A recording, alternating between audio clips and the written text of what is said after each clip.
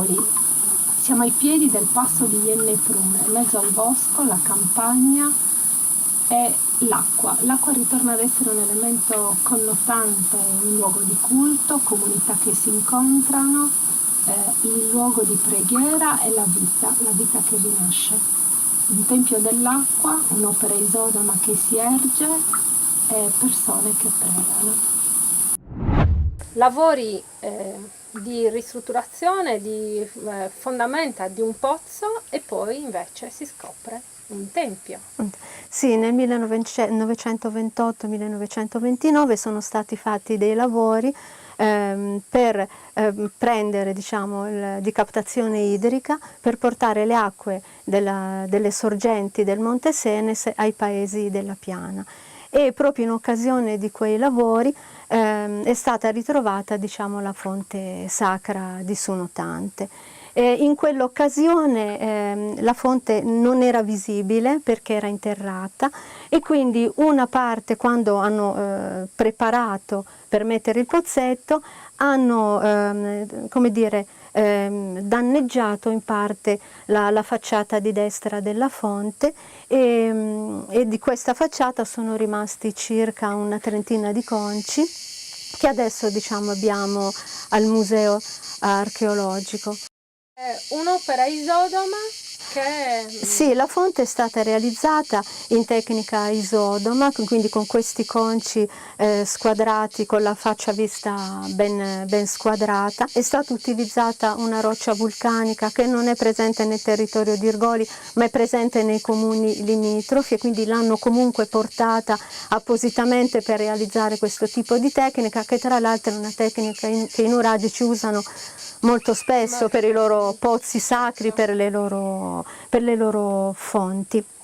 Chi veniva a pregare qua? La fonte è l'edificio sacro dedicato al culto dell'acqua, nell'ambito però di una serie di edifici sacri che formavano poi il santuario di Ianne Pruna e di Sunotante, che era il santuario realizzato lungo proprio la vallata del Remulis.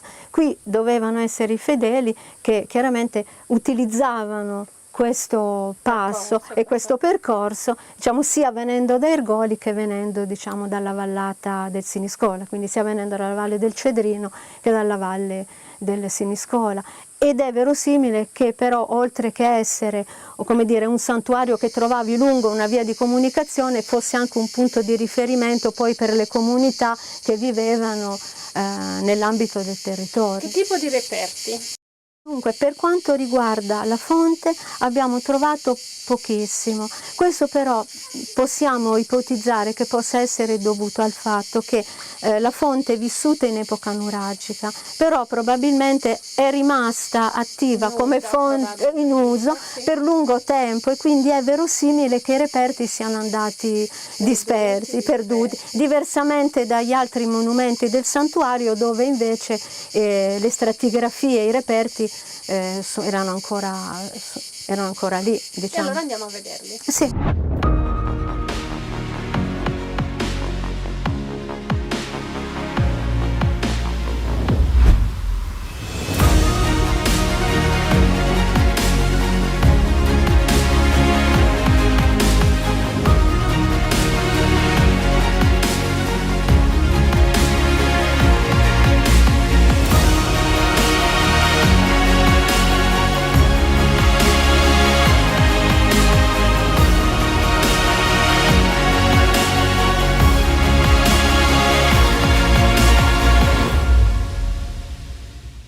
Siamo nella parte più intima del tempio, sì. cioè la cella vera e propria. Sì. Un focolare al centro? Un focolare legato probabilmente alle celebrazioni. Non sappiamo a chi fosse dedicato, diciamo, il tempio. Non c'è una connessione diretta con l'acqua. Infatti loro hanno poi dedicato il monumento per il culto dell'acqua realizzando la fonte, e quindi in questo caso, diciamo, non sappiamo a chi fosse dedicato. probabilmente era, il focolare veniva utilizzato nell'ambito, diciamo, dei riti o delle celebrazioni. Degli spazi? Mentre lungo la parete hanno messo, diciamo, hanno realizzato questo bancone, non è adatto per sedersi, è molto ampio, profondo. e quindi probabilmente serviva per appoggiare, diciamo, degli oggetti. Ne seguiamo una parte, mentre invece poi lì è interrotto. Si innesca sulla pietra naturale? Sì, quella è la roccia naturale. Il tempio non ha fondazioni, è appoggiato direttamente sul piano, diciamo, di campagna, e hanno utilizzato, dove c'era roccia naturale, l'hanno un po' sistemata e poi ci si sono messi sopra. La copertura? A Tolos. La copertura verosimilmente era Tolos.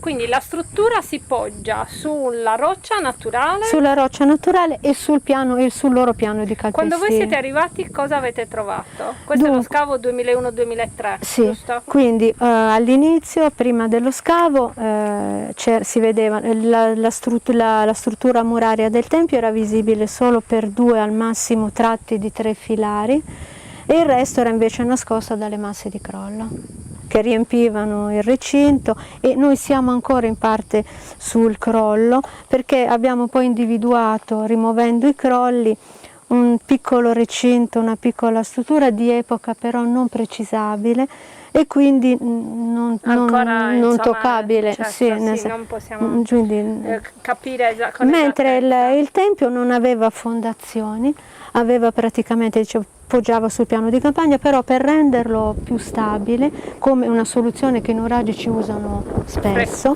hanno realizzato questo zoccolo di base che gira tutto intorno al tempio, e sotto, diciamo, il tempio, e il paramento esterno ci si appoggia. Le pietre sembrano quasi sagomate. Allora, quelle pietre sono per la gran parte lavorate. Sono dei conci a coda, sono di discrete dimensioni. La tessitura muraria è molto bella, è molto curata, infatti i conci, come dicevo, sono per gran parte sagomati a coda. Sono piuttosto grandi, però quando abbiamo lavorato durante la rimozione, diciamo, dei crolli nel cantiere, siamo riusciti a spostarli, diciamo, a mano, cioè a braccio. Quindi, insomma, non sono... Quindi la rimozione dei crolli è possibile, i blocchi dei crolli è stato possibile spostarli a mano. La messa in opera è però, quindi, complicato, quello invece forse richiede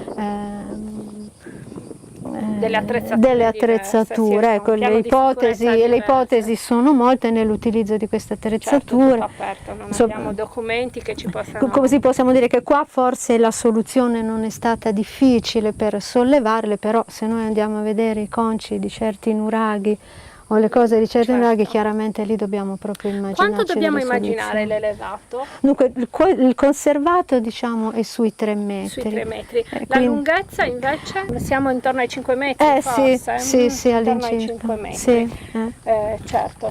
Invece la struttura del primo recinto è molto chiusa, quasi ovale. Allora, dunque, sì, perché questo praticamente è il cortile contenuto all'interno del Questo Temenos. cortile dobbiamo immaginarcelo coperto? No, questo era scoperto. Era a cielo aperto. No, questo era scoperto. Era a cielo aperto, non ha ingressi verso il recinto, il resto è chiuso. Quindi verosimilmente non si entrava. Circolare. Praticamente era il recinto che racchiudeva il tempio, però non ci sono ingressi dal cortile al resto del recinto.